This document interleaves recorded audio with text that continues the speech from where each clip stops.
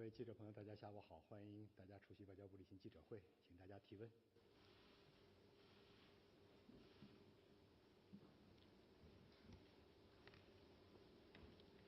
您好，新华社记者提问。据报道，不扩散核武器条约第11次审议大会第1次筹备会于上周在维也纳闭幕，请中方注解7月31日至8月11日，不扩散核武器条约第11次审议大会第1次筹备会在维也纳举行。The 11th review conference of the party to the NPT was held in Vienna, starting a new review cycle. As we speak, the global security landscape is complex and evolving, with intensified strategic security competition among major countries. Participating parties of the meeting had a comprehensive and in-depth discussion on the implementation of the NPT and showed the common aspiration of upholding the NPT mechanism despite differences. The NPT is the cornerstone of the international nuclear disarmament and non-proliferation regime. China always firmly upholds the NPT. During the meeting, China participated in all substantive work with an active and constructive attitude, gave full play to NPT's role in facilitating security and development of our times, and firmly safeguarded our own legitimate security and development rights and interests. China have honored its pledge to no first use. Owning nuclear weapons is never for seeking hegemony, but for deterring wars. China firmly opposes the international nuclear proliferation regime and opposes putting geopolitical interests above the nuclear non-proliferation efforts.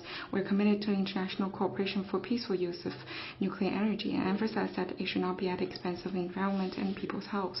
Guided by the GDI, GSI, and GSI proposed by President Xi Jinping, China will continue to work with the rest of the world to strengthen the universality, authority, and effectiveness of the NPT, address intertwined international security and development challenges with a win-win mentality, and inject more stability and certainty to the volatile and changing era. Next one, please.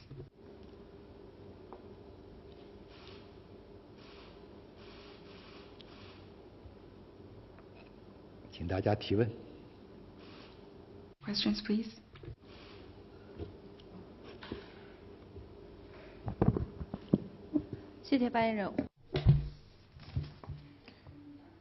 We noted that China and India had the 19th Core Commander level talks with China's comment. From August 13th to 14th, China and India held a 19th Core Commander level talks at the Chancellor Model meeting point on the Indian side. The two sides spoke highly of the progress. In a certain practical and positive atmosphere, the two sides had positive, in-depth, and constructive discussion on the resolution of the remaining issues in the western sector of the LSC. Under the guidance of the two leaders, the two sides exchanged views in an open and forward-looking manner and agreed to maintain the dialogue momentum through diplomatic and military channels to resolve the remaining issues in an expeditious manner. At the same time, the two sides agreed to safeguard peace and tranquility in the border area. Next question, please. 谢谢发言人，总台央视记。We noted that recently a few Western politicians and media claimed that China's economic slowdown may pose risks to global economic growth. What's your comment? We noted the relevant remark, and this is consistent with facts. The fact is that China's economy continues to recover, and that China is still an important engine for world economic growth. In the first half of this year, China's GDP grew by 5.5%, higher than the 3% GDP growth of last year, and the average annual growth rate of 4.5% during the COVID era is 3 percentage points higher than the US. The updated global economic outlook released by the IMF show that China's economy will grow by 5.2% and will contribute to a third of economic growth in the world.